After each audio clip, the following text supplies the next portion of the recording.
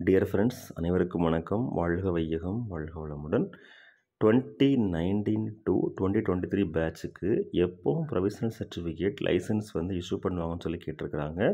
So அந்த பேட்சுக்கு நமக்கு இப்போ வந்து எக்ஸாமினேஷன் ரிசல்ட் ரிலீஸ் ஆகிருக்குது. அதற்கப்புறமா ஃபைனல் இயர் மார்க் ஸ்டேட்மெண்ட் நமக்கு வந்து நம்மளுடைய யூனிவர்சிட்டியிலேருந்து நம்ம இன்ஸ்டியூஷன் மூலமாக கிடைக்கும். அதுக்கப்புறம் ப்ரொவிஷனல் சர்டிஃபிகேட் நம்ம ஃபர்தர் அப்ளை பண்ணணும். அதுக்குன்னு சொல்லி செப்பரேட்டாக அப்ளிகேஷன் ஃபார்ம் இருக்கும். நம்ம யூஜி படிக்கும்போது அப்ளை பண்ணியிருந்தோம் அப்படின்னா அப்ளை பண்ண வேண்டாம். அப்படி இல்லை அப்படின்னா செப்பரேட் நம்ம அப்ளை பண்ணணும். ஸோ அப்ளை பண்ணதுக்கப்புறம் ஒரு 1 மந்த்துக்குள்ளே நமக்கு வந்து ப்ரொவிஷனல் சர்டிஃபிகேட் வரலாம்.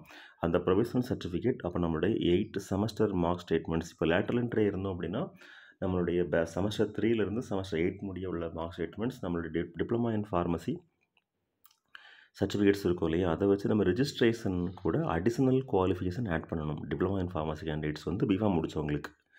இல்லை இப்போ பிஃபார்மசி டேரெக்டாக முடித்த கேண்டிடேட்ஸ்க்கு வந்து நாம் ரிஜிஸ்ட்ரேஷன் பண்ணணும். ரிஜிஸ்ட்ரேஷன் பண்ணதுக்கப்புறம் தான் நமக்கு அதுதான் நம்ம லைசன்ஸ்.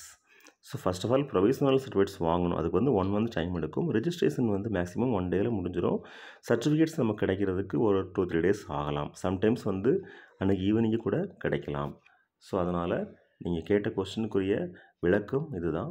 எப்போ நமக்கு கொடுப்பாங்க அப்படின்னா அப்ளை பண்ண டேட்லேருந்து ஒரு 1 மந்த்துக்குள்ளே. அப்புறம் நம்ம ஒரு ரிஜிஸ்ட்ரேஷன் வந்து நம்ம எப்போ அப்ளை பண்ணுறோமோ அதிலிருந்து ஃபியூ டேஸில் நமக்கு கிடைக்கலாம். All the very best wishes. வாழ்க வையகம், வாழ்க வளமுடன். நன்றி.